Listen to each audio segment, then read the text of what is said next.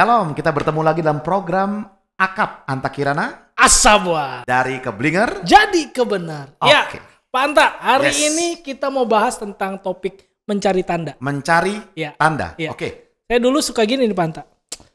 Kalau saya akan pelayanan, kalau hari ini nggak mendung. Kalau hari ini nggak mendung. Ya, saya akan pelayanan. Oke. Kalau dia besok keluar pakai topi merah, berarti dia pasangan hidupku. Nah itu, saya suka gitu tuh. Nah gimana Pak Anta? Oke ya, jadi kalau ini yang Keblingernya ya. Ya.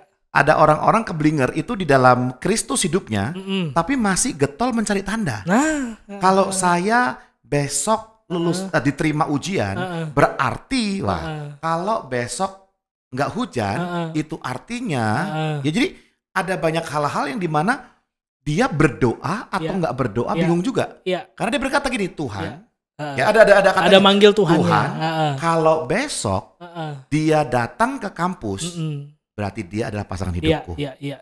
Ya, ada pakai Tuhan. Iya, ada Saya nggak Tuhan. tahu tuh Pak Buas, itu berdoa atau berangan-angan atau apa namanya itu? Itu ngayal. Menghayal.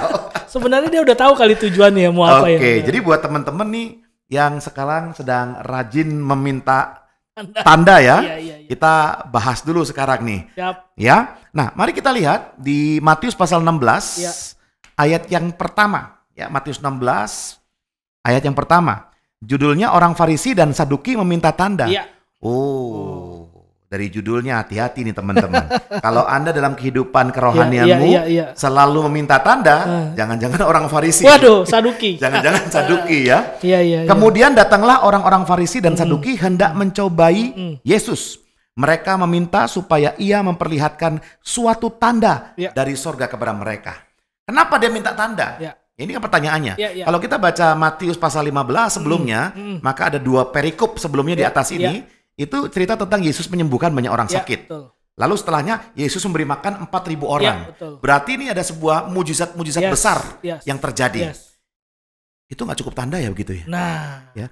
Jadi Yesus menyembuhkan orang sakit, nggak cukup tanda tuh. Yesus memberi makan 4.000 orang hanya dengan potongan-potongan roti kecil, nggak cukup juga. Nggak cukup. Dan ayatnya nyambung. Kemudian datanglah.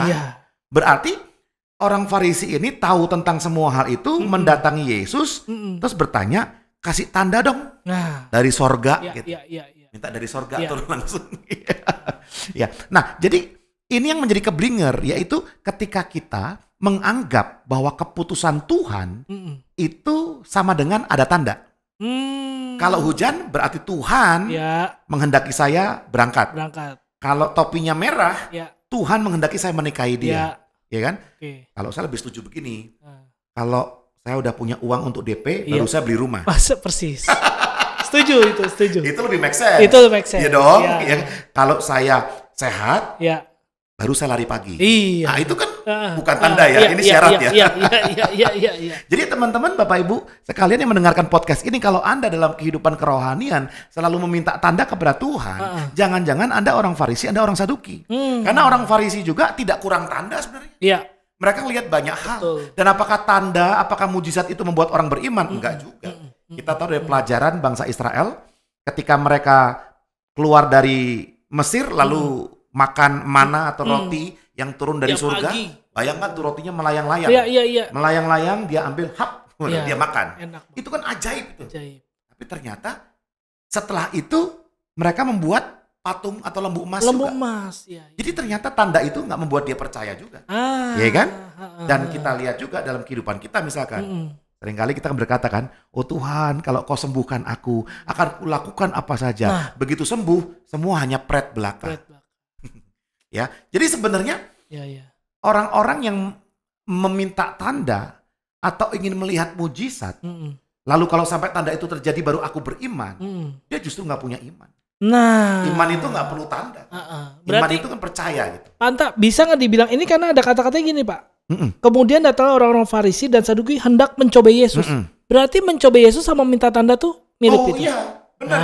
Berarti minta tanda itu bisa termasuk dalam golongan mencobai Yesus. Nah, jangan-jangan berarti semua orang yang Keblinger nih lagi mencobai Yesus. Iya.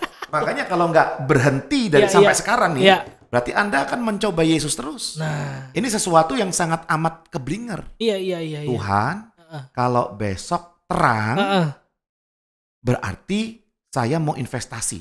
Oh. Ya. Yang benar begini nih, Tuhan kalau besok terang, berarti ada matahari kelihatan. Iya, itu benar ya? Iya, benar ya. Tuhan kalau besok hujan, berarti basah. Oh benar itu ya kan? Tapi jangan Anda mau melakukan sesuatu, lalu minta tanda dulu. Iya, persis. Ya. Jadi teman-teman perlu tahu ini, seperti ketika Yesus dimintain tanda, pertanyaan saya, apakah Yesus pernah memberikan tanda? Nggak pernah. Ya. Di firman Tuhan tuh ada dikatakan, Tuhan tidak memberikan tanda kecuali tanda Yunus. Ya, kecuali tanda Yunus. Betul. Maksudnya apa? Kisah tentang Yunus itu semua orang pasti tahu. Ya. Apalagi ahli Taurat pasti tahu. Benar. Ya, itu kisah yang terkenal, itu bahkan diceritakan mungkin kepada anak-anak. Nah, kisah tentang Yunus kenapa dikasih tahu Yesus? Itu tanda. Tanda apa? Tanda dia adalah Mesias. Tanda dia mengasihi kita. Tanda dia menebus dosa kita. Karena kisah Yunus itu adalah dia masuk di perut ikan dalam kegelapan 3 hari. Setelah 3 hari dia dimuntahkan. Nah, itu adalah proses kematian Yesus kan. Yes. Yesus disiksa, lalu selama berhari-hari kemudian disiksa kemudian dia bangkit. Ya kan? Pada hari yang ke-3. Nah, ini menarik nih Panta. Kita lanjut ya Panta. Ayat 3 nih. Matius 16. Dan pada pagi hari karena langit merah dan redup kamu berkata hari buruk. Rupa langit kamu tahu membedakannya, tetapi tanda-tanda zaman tidak. Jadi ini bisa juga bicara tentang akhir zaman nih Panta. Gimana cara melihat tanda zaman? Karena jangan-jangan orang hidup di dunia ini cuma berdasarkan tanda. Bukan berdasarkan fakta. Atau iman.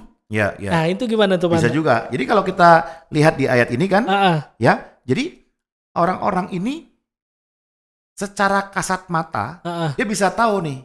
Ya saya juga tahu ya. Kalau udah mendung, hampir menyebar-nyebar, kan bentar lagi hujan. Iya kan udah pasti gitu.